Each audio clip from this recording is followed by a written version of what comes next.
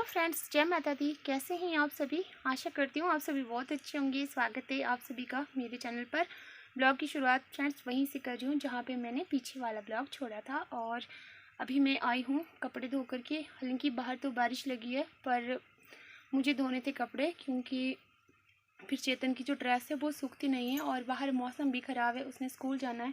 तो मैंने धो दिए बारिश में। और कुछ एक जो रजाई के गिलाफ थे ना वो मैंने यहाँ पे लटका दिए हैं, सूखते रहेंगे, क्योंकि यहाँ से उठा करके मैंने उनको धो लिया। और ये जो इसकी चादर है वो मैंने बदली नहीं है, क्योंकि ये बहुत मोटी है, सूखेगी नहीं इतनी जल्दी। और अब मैं फटाफट से आ चुकी हूँ खाना बनाने।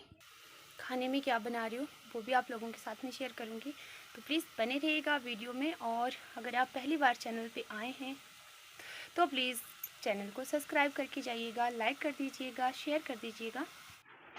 तो यहाँ पर मैं बनाने लगी थी दाल, जो दाल मलका होती है वो, क्योंकि वो ही सबसे जल्दी बन जाती है।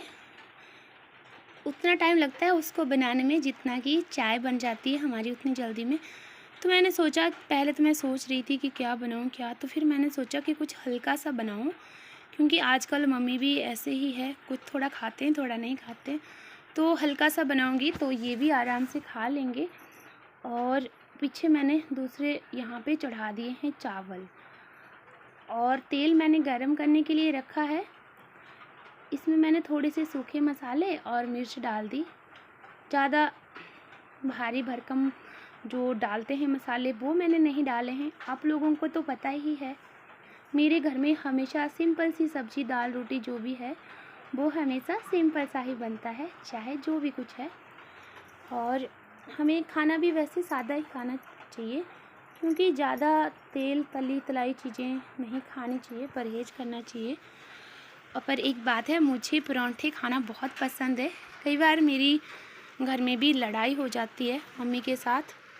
मम्मी बोलते हैं नहीं परांठा नहीं खाना, मैं बोलती हूँ नहीं मुझे परांठा ही खाना है। तो फिर मैं और मम्मी आपस में बोलते हैं, मम्मी कहते हैं नहीं खाओ नहीं खाओ, तो फिर बाद में बोलते नहीं तुमने जो खाना है खाते रहो, मर्जी करो।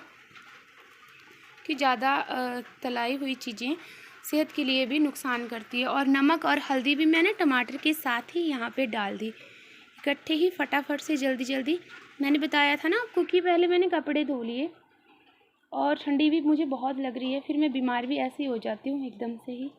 पर कपड़े मैंने इसलिए धोए कि सूखते नहीं है, और मुझे क्या पता कल मौसम कैसा होगा, बारिश होगी या धूप।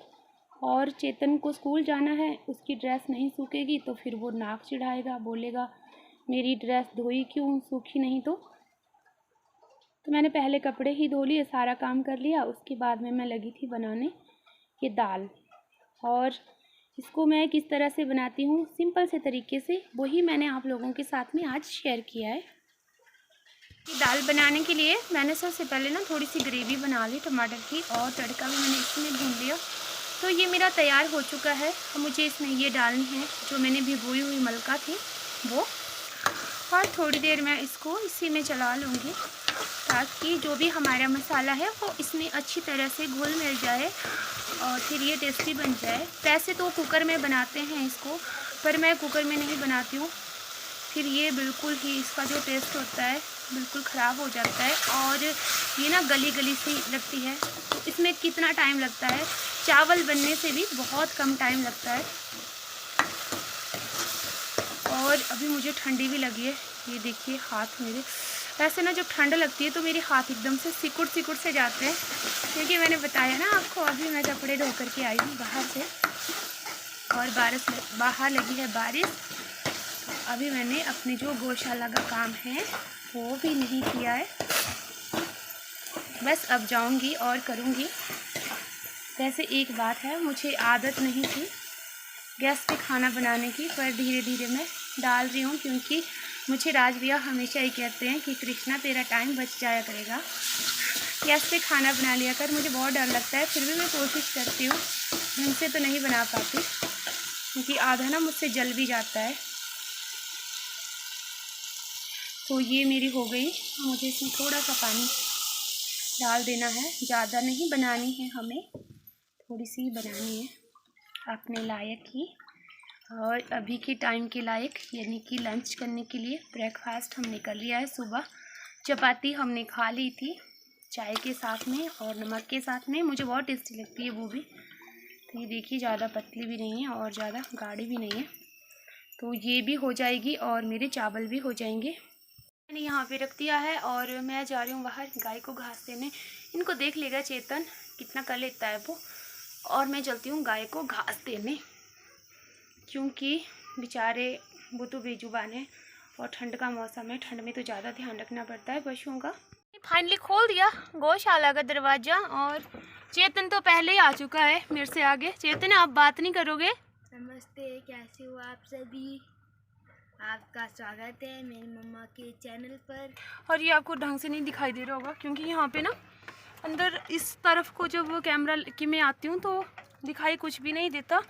और अभी इसने खड़े हो जाना यहाँ पे और मैंने उठाना है गोबर, तो इसलिए मैंने 2 फेंक दिए बाहर और 2 फिर से रखे, क्योंकि यहाँ पे पशु और बकरियाँ दोनों इकट्ठे रहते हैं ना, तो इसकी वजह से यहाँ पे बहुत तंगी होती है इनको। तो मैं फटाफट से उठा लेती हूँ गोबर।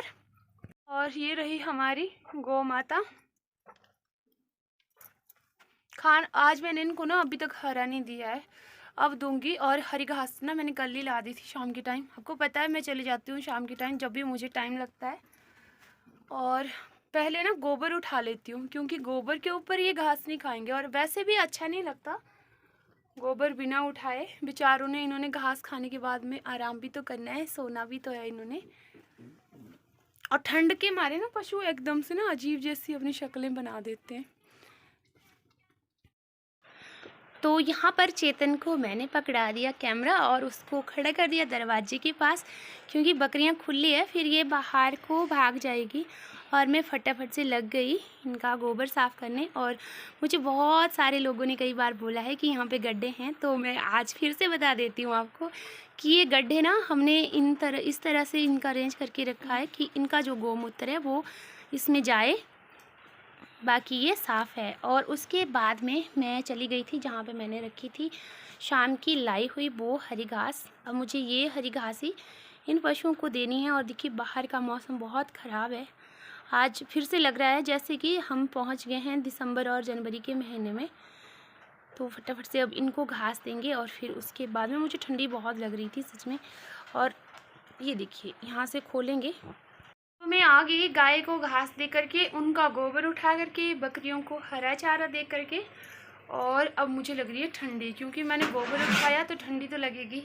तो अब आराम से आग सेक लेते हैं और उसके बाद में फिर लंच करते हैं।